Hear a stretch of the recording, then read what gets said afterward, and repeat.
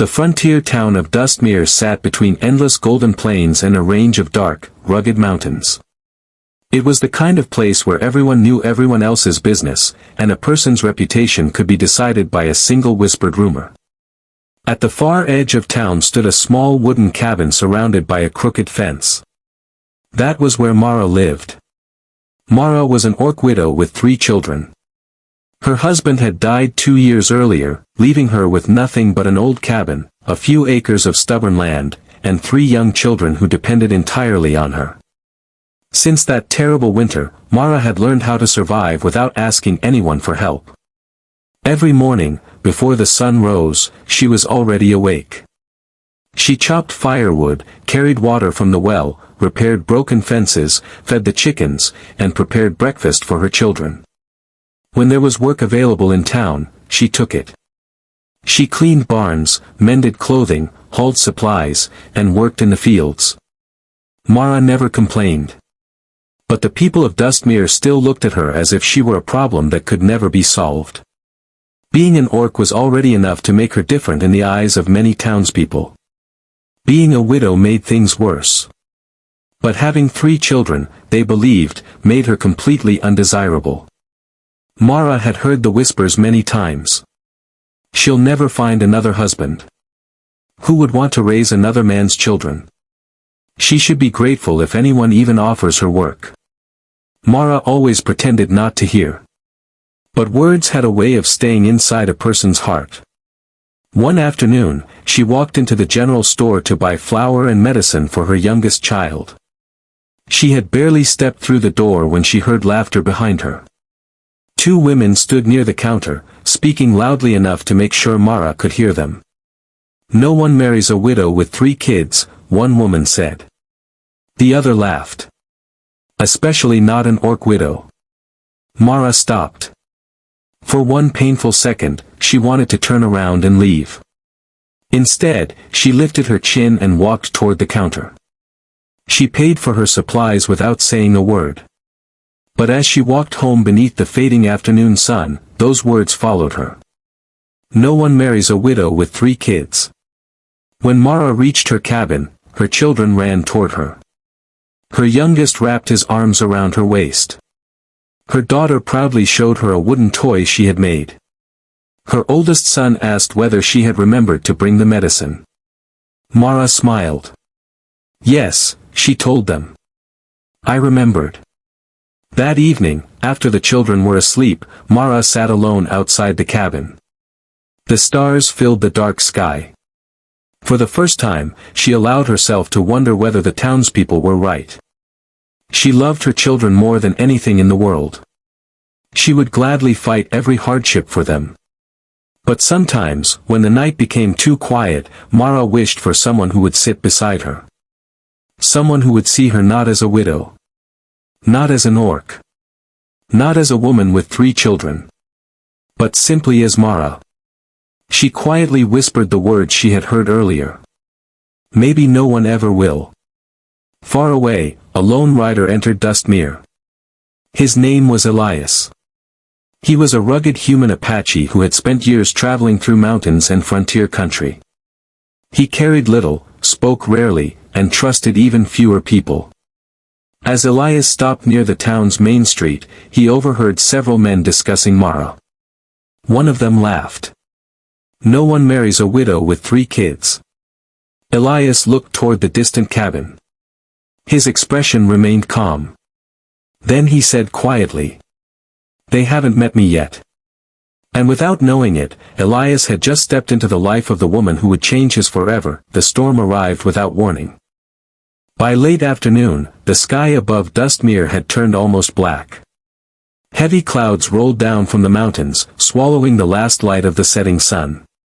The wind began to howl across the plains, bending the tall grass until it looked like waves on a dark ocean. Mara stood outside her cabin, trying to secure the loose boards along the roof. "Get inside," she shouted at her children. Her 3 children hurried through the door. Mara grabbed a rope and climbed onto the porch roof. She knew the cabin was old, but she had never seen a storm this powerful. If the roof collapsed, there would be nowhere else for her family to go. A sudden gust nearly knocked her from the roof. She caught the edge of a wooden beam and held on tightly. "Mama!" Her youngest child's frightened voice came from below. "I'm all right," Mara shouted. But she wasn't. The rain began pouring down. Within minutes, the roof started leaking. Water came through cracks in the ceiling, soaking the floor and threatening the small fire in the fireplace. Mara rushed from one side of the cabin to the other, placing buckets beneath the leaks. Her children huddled together in the corner. "We'll be fine," she told them. She had said those words countless times. Even when she wasn't sure they were true. Suddenly, there was a loud knock at the door. Mara froze. Nobody visited her during storms. She reached for the old iron poker beside the fireplace. Another knock came. "Who is it?" A man's voice answered. "Elias." Mara's eyes narrowed. She had heard about the stranger who had arrived in Dustmere earlier that day. "What do you want?" "Your roof is about to come down." Mara looked upward. Another loud crack echoed through the cabin. She knew he was right. Still, she didn't open the door. "I can handle it." There was a brief silence. Then Elias answered calmly. "I believe you." Mara hesitated. "Then why are you still standing there?" "Because you shouldn't have to." Those words caught her off guard. Slowly, Mara opened the door. Elias stood in the rain, completely soaked. He was tall and broad-shouldered, wearing a dark coat covered in water. His face was calm, but his eyes immediately moved toward the damaged roof. He did not stare at Mara's tusks. He did not look at her children with pity. He simply stepped inside and asked, "Where do you keep your tools?" Mara pointed toward a wooden chest. Elias grabbed a hammer, rope, and several boards. "You can't repair that roof in this storm," Mara protested. Elias looked at her. "Then I'll make it strong enough to survive until morning." Before Mara could argue, he stepped back into the rain. For the next hour, Elias worked. The storm battered him. Rain soaked his clothes. Wind pulled at the boards. But he refused to stop. Mara watched from the doorway, unable to understand why a stranger would risk himself for people he barely knew. Eventually, Elias returned inside. The roof was secured. The worst leaks had stopped. Then he noticed the children's empty wood basket. "Your fire won't last through the night." Mara immediately shook her head. "We have enough." Elias glanced at the nearly empty pile. "No, you don't." "I said we have enough." Elias studied her for a moment. Then he walked outside. Mara followed him to the woodshed, where he began chopping firewood. "You don't need to do that," she said. "I know." "Then why are you?" Elias stopped chopping. "Because I want to." Mara had no answer. Later that night, Elias carried the firewood inside. Mara tried to offer him money. Elias refused. "I can't pay you with anything else," she said. "I didn't ask for payment." "Then what do you want?" Elias looked toward her 3 children, sleeping safely beside the warm fire. "Nothing." For the first time in years, Mara didn't know what to say. Elias stepped toward the door. Before leaving, he turned back. "You have a strong family." Mara stared at him. "Most people don't think so." Elias looked directly into her eyes. "Most people don't know what they're looking at." Then he walked into the storm. Mara remained standing in the doorway long after he disappeared into the darkness. Her children were safe.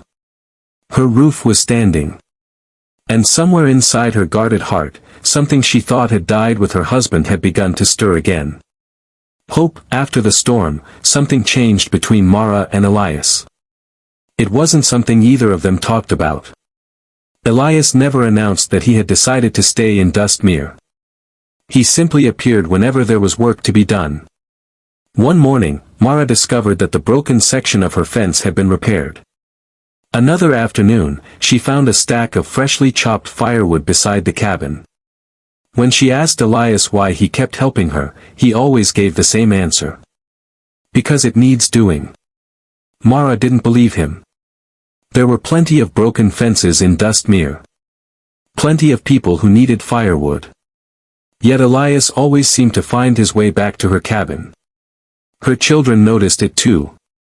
The youngest, Toby, became especially fond of him. One bright morning, Toby followed Elias into the pasture while Elias worked with an old chestnut horse. "Can I ride him?" Toby asked. Elias looked at the boy. "Have you ever ridden before?" Toby shook his head. "Then today isn't the day."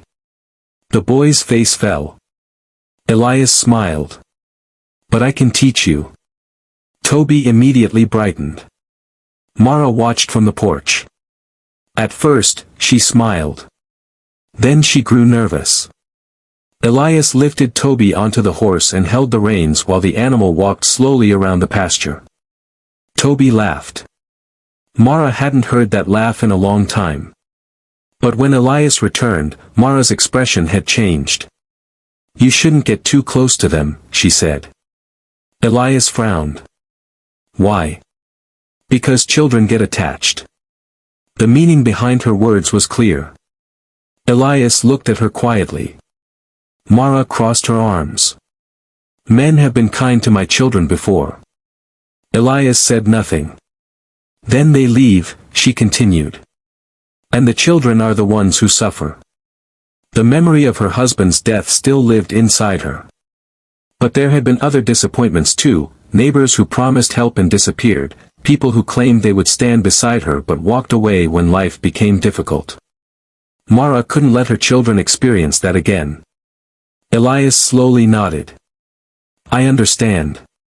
"No, you don't." His eyes met hers. "Maybe I understand more than you think." Mara looked away. That evening, her middle child, Lily, became sick. By midnight, her fever had risen dangerously high. Mara panicked. She held a wet cloth against Lily's forehead while begging her daughter to stay awake. Then there was another knock. Elias. Mara opened the door. "Lily is sick," she said. Elias immediately stepped inside. "Do you need the doctor?" "He lives 12 miles away." "I'll get him." "No." Mara grabbed Elias's arm. The storm washed out the road. Elias looked at Lily. "Then I'll find another way." But Mara shook her head. "Just stay." The words escaped before she could stop them. Elias understood. He sat beside the fire. For the rest of the night, he helped Mara care for Lily. He brought water. He kept the fire burning. He stayed awake while Mara rested for a few minutes. He never complained. He never once asked when he could leave. By dawn, Lily's fever finally began to fall. Mara sat beside her daughter, exhausted. She looked at Elias. "You stayed." Elias seemed surprised by the question. "I said I would." "You never said that." He looked at Mara. "Maybe I should have." Her heart tightened. She had spent 2 years believing that anyone who came close would eventually leave. But Elias was still there. Not because Mara was beautiful. Not because she needed rescuing. He stayed because her family mattered to him. Outside, the first sunlight appeared over the mountains. Mara looked at her children. Then she looked at Elias. For the first time, she wondered if the stranger at her door wasn't simply passing through her life. Maybe he was slowly becoming part of it. And that frightened her more than any storm ever could. For several weeks, life in Dustmere became strangely peaceful. Mara still worked from sunrise until sunset, but now she no longer carried every burden alone. Elias repaired the broken barn door, helped her oldest son with the horses, and taught the children how to track animal footprints in the wilderness. He never tried to replace their father. He simply became someone they could trust. Mara noticed the difference. Her children smiled more. The cabin felt warmer. And whenever Elias rode away in the morning, Mara found herself waiting for the sound of his horse returning by evening. She knew she was falling in love with him. That realization frightened her. She had already lost one man she loved. She didn't know if her heart could survive losing another. Then, one cold morning, everything changed. A black horse appeared on the road leading into town. The rider was a tall, hard-faced man named Garrick. Mara recognized him immediately. Garrick was her late husband's older brother. He had not visited since the funeral. Mara stood frozen on the porch as Garrick approached her cabin. Her children gathered behind her. "What are you doing here?" Mara asked. Garrick climbed down from his horse. "I'm here for what belongs to my family." Mara's expression hardened. "Nothing here belongs to you." Garrick laughed. "You've been living on this land for 2 years. My husband left it to me. Your husband was my brother. And he was my husband." Garrick stepped closer. "You're an orc woman with 3 children. You don't have the strength or knowledge to manage this property." Mara's fists tightened. "I've managed it for 2 years. Barely." His eyes moved toward the cabin. This land could be valuable. Mara immediately understood. Garrick didn't care about family. He wanted the land. "You'll get nothing from me," she said. Garrick smiled coldly. "Then I'll see you in court." He turned toward his horse. Before he could leave, another voice came from behind Mara. "Then you'd better bring proof." Elias stood near the barn. Garrick stared at him. "And who are you?" "Someone who knows the law." Garrick laughed.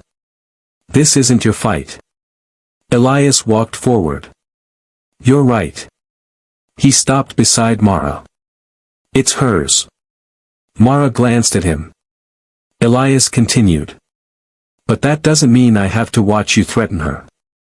Garrick's expression darkened. "You think you can protect her?" Mara stepped forward. "I don't need protection." Elias looked at her. "I know." His voice was calm.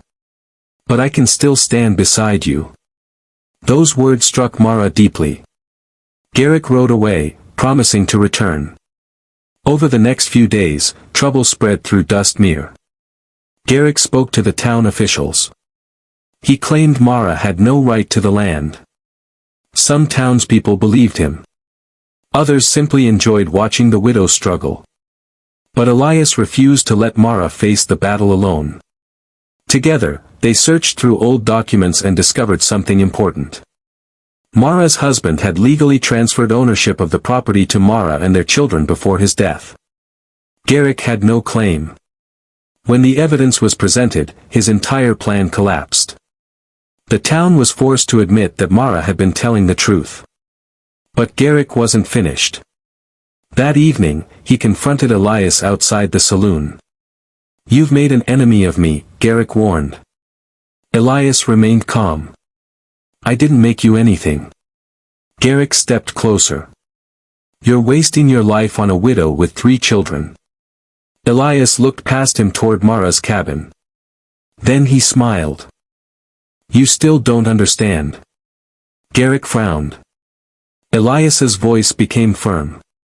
"She isn't a burden." He paused. "She's the strongest woman I've ever known." Garrick had no answer. Later that night, Mara found Elias sitting outside her cabin. She sat beside him. "You didn't have to defend me." Elias looked at her. "I know." Mara smiled faintly. "Then why did you?" Elias looked toward the stars. "Because sometimes the strongest people still deserve someone standing beside them." Mara's eyes filled with tears. For years, she had believed she had to carry everything alone. Now she was beginning to understand something she had forgotten. Being strong didn't mean refusing help. Sometimes, strength meant allowing someone to stay that he trouble with Garrick was finally over. The land belonged to Mara. Her children were safe. And the people of Dustmere had finally stopped whispering that she was helpless. But Mara discovered that winning the battle over her home was easier than winning the battle inside her own heart. Elias had become a part of their lives. He was there in the mornings when Mara needed help repairing a fence. He was there in the afternoons when her children wanted to learn something new.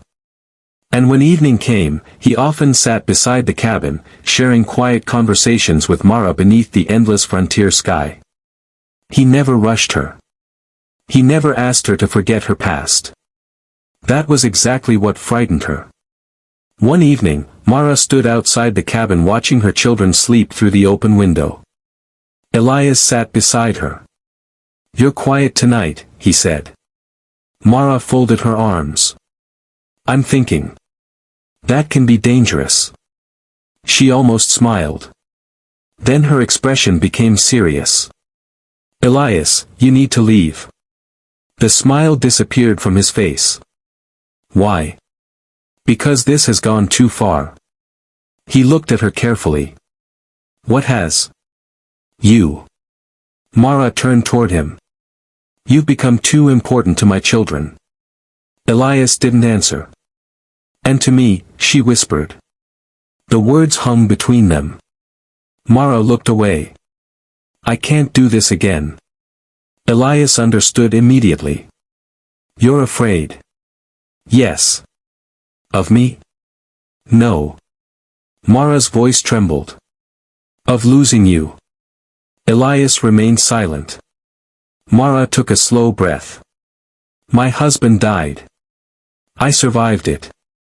But my children suffered too. I can't bring another man into their lives just to watch him disappear. I won't disappear. You don't know that." Elias looked at her. "I know what kind of man I am. You can't promise the future." "No," he admitted. "I can't." Mara's eyes filled with tears. "Then you understand why I have to protect them." Elias nodded. But instead of leaving, he reached into his coat and pulled out a small piece of folded paper. Mara looked confused.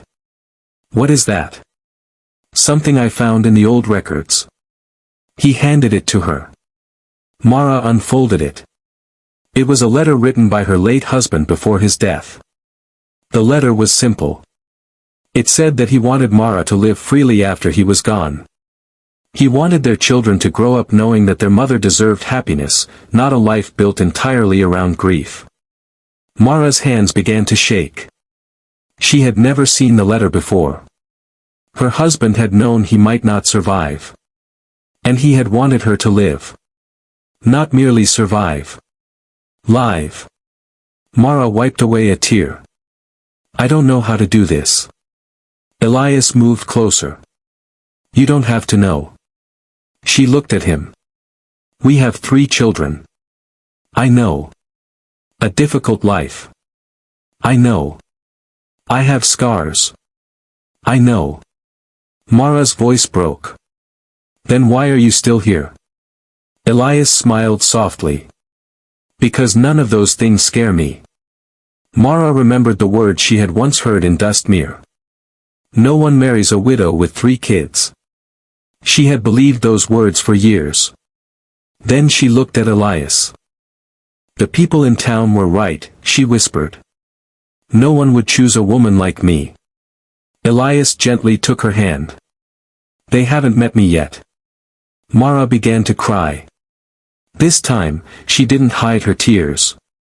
Elias didn't try to stop them. He simply stayed beside her. For the first time since her husband's death, Mara allowed herself to imagine a future. Not a perfect future. Not an easy one. But one where she wouldn't have to walk every road alone. Inside the cabin, her youngest child suddenly appeared at the window. "Are you two getting married?" Mara froze. Elias laughed. The other children rushed to the window. "Are you?" Mara looked at Elias. He looked at her. For the first time, neither of them was afraid to imagine the answer. Maybe, Mara whispered. Her children cheered. And beneath the quiet frontier stars, Mara finally understood something. Love had not come to erase her past. It had come to stand beside her future. Spring arrived slowly in Dustmere. The snow melted from the distant mountains, revealing green valleys and streams that had been hidden beneath the winter ice. Wildflowers appeared along the roads, and the frontier town began to wake from its long season of cold. For Mara, spring brought something else. A new beginning. Months had passed since Garrick's failed attempt to take her land. The people of Dustmere had finally stopped treating Mara as a helpless widow. They had seen her strength. They had seen her courage. But more importantly, they had seen the man who stood beside her. Elias had never tried to become the head of Mara's family. He never demanded that the children call him father. He never tried to erase the memory of the man they had lost. Instead, he earned their trust one day at a time. He taught Mara's oldest son how to care for horses. He taught her daughter how to recognize healing plants in the mountains. And little Toby followed him everywhere. The boy had become convinced that Elias knew everything. One morning, Toby proudly announced that he was going to become a mountain rider just like him. Elias laughed. First, you have to learn how to stay on a horse. Toby nodded seriously. I already know. You fell off yesterday. That was the horse's fault. Mara laughed from the porch. It was a sound Elias had come to love. For years, Mara had rarely laughed. Now, laughter had returned to her home. One afternoon, Elias asked Mara to walk with him. They followed a narrow trail behind the cabin until they reached the old oak tree overlooking the valley. Mara stopped. She immediately understood. Elias was nervous. That surprised her. She had never seen him nervous before. What is it? She asked. Elias reached into his coat. He pulled out a simple silver ring. Mara stared at it. I don't have a grand speech, Elias said. She smiled. You don't need one. I probably should. No. Mara's eyes filled with tears. Elias took a breath. I came to Dustmere thinking I was looking for a place to settle. He looked toward the cabin. Then I met you. Mara's heart began beating faster. I found a woman who had every reason to close her heart, but still opened her home to her children every morning with a smile. He looked into her eyes. I found 3 children who needed someone to believe in them. Mara whispered his name. Elias stepped closer. I don't want to rescue you, Mara. He held out the ring. I want to build a life with you. Tears rolled down Mara's cheeks. You know what you're asking? Yes. 3 children. Yes. A difficult woman. Elias smiled. The strongest woman I know. Mara laughed through her tears. You'll regret this. Probably. She playfully struck his arm. Then Elias became serious. I won't promise that life will always be easy. Mara looked at him. But I promise that when it's hard, I'll still be here. For 2 years, Mara had been waiting for someone to promise they would stay. Now she finally believed someone could. She reached for his hand. Yes. Elias smiled. Yes. Yes, you stubborn man. Behind them came a loud cheer. Mara turned. Her 3 children were standing on the hill, watching. Toby shouted. I knew she would say yes. Mara laughed. You knew nothing. I knew everything. Elias laughed for the first time so loudly that the children joined him. Their wedding took place beneath the old oak tree several weeks later. There was no grand church. No expensive decorations. Only a few friends, the children, and the wide frontier sky. Mara wore a simple white dress. Elias wore his best dark coat. When Mara walked toward him, Elias looked at her as if she were the most beautiful woman in the entire world. The same townspeople who once whispered that no man would ever marry a widow with 3 children now stood watching in silence. Then Elias took Mara's hand. "I choose you," he said. Mara looked at her children. Then she looked back at him. "And I choose you." The years that followed were not perfect. There were difficult winters. Failed crops. Long journeys. Arguments and hardships. But there was also laughter. There were family dinners. There were children growing into strong young adults. And every evening, when the sun disappeared behind the mountains, Mara and Elias sat together outside their cabin. The lonely widow was lonely no longer. She had a home. She had a family. She had love. And whenever someone asked Elias why he had chosen a widow with 3 children, he always gave the same answer. "They told me no one would marry her." He would smile. "They just hadn't met me yet."